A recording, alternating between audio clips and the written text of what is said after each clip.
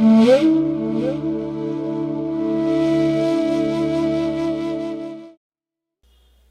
श्री राम। आज हम दीपावली के 5 पर्व जो हैं, क्योंकि दीपावली का उत्सव केवल एक दिन महालक्ष्मी पूजन से नहीं है।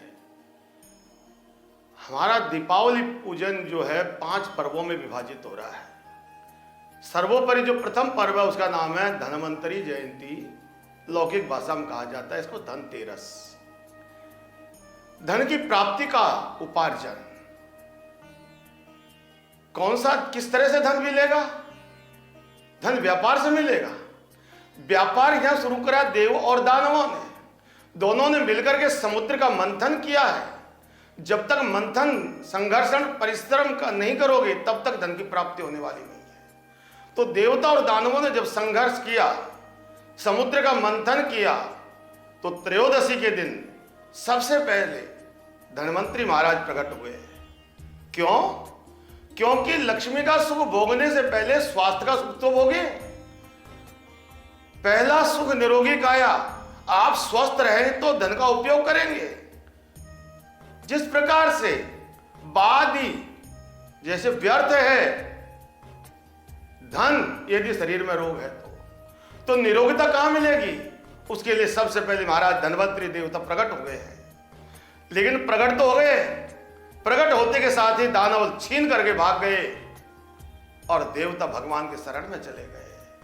वास्तविक लक्ष्मी की प्राप्ति जो है शरणागति से मिलेगी, छीनने से कभी मिलेगी नहीं। और अंततः गत्वा भगवान ने ऐसी माया बनी, विश्व मोहिनी का रूप बना करके दानवों को मोहित कर लिया और अमृत देवताओं को पिला दिया। यदि वास्तविक सुख प्राप्त करना चाहते हैं, यदि धन की प्राप्ति करना चाहते हैं, जीवन में अनंत सुख प्राप्त करना चाहते हैं तो देवता बने। देवता देने वाले को कहते हैं। आज हम देवताओं को 5 किलो देते हैं, वो 500 किलो हमें लौटा देते हैं। इसलिए हमें भी देना सीखना है।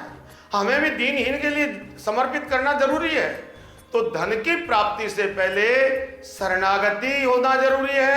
शरणागति के साथ साथ देना जरूरी है। देवत्व के बिना अमृत मिलने वाला नहीं है। और जब अमरत्व मिलेगा, जब हम स्वस्थ होंगे, तब हम लक्ष्मी को प्राप्त करके सबको सुखी करेंगे, हम भी सुखी हो जाएंगे। इसलिए न्यायपूर्वक संपत्ति प्राप्त हो ऐसा ही उपाय करें। अन्याय से अर्जित संपत्ति सर्वस्व विनाश कर जाती है। भले देवताओं के साथ पास में बहुत बल था, देवताओं के साथ छल था, वो छल और बल से प्राप्त नहीं कर सके अमृत कलश को। अमृत कलश की प्राप्ति देने से होती है। अमृत कलश की प्राप्ति शरणागति से होती है। अमृत कलश की प्राप्ति सहज होने से होती है। इस धन्वंतरी जयंती में लक्ष्मी की प्राप्ति से पूर्व हम स्वस्थ रहें, ये हमें प्रयत्न करना चाहिए। और आज के दिन ही, धन त्रयोदशी के दिन ही भगवान धन्वंतरी जी महाराज का प्रादुर्भाव हुआ है और ये आदेश संदेश दिया हमको, हम हमेशा प्रसन्न रहें। प्रसन्नता तभी मिलेगी, जो बांटेंगे वही मिलेगा, जो देंगे वही लौटेगा। हम प्रसन्नता दें। किसी के पास धन है या नहीं है कोई फर्क नहीं पड़ता। आज पे आपके पास मुस्कुराहट है, आपके पास अभय दान है, आप निर्भीक बनाइए, सामने वाला प्रसन्न हो जाए, ये अमरत्व है। ये दान हमेशा दें, तब कहीं जाकर के हम अपने जीवन में इस धन त्रयोदशी के पावन पर्व को एक ही सीख लेनी है। सबसे पहला सुख निरोगी काया।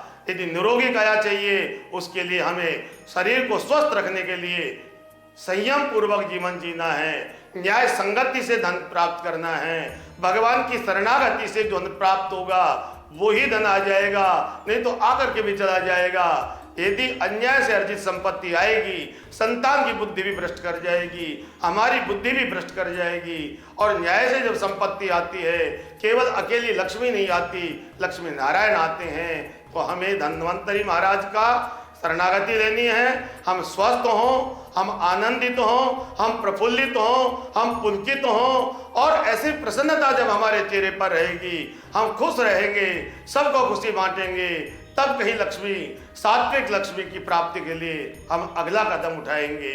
जय श्री राम।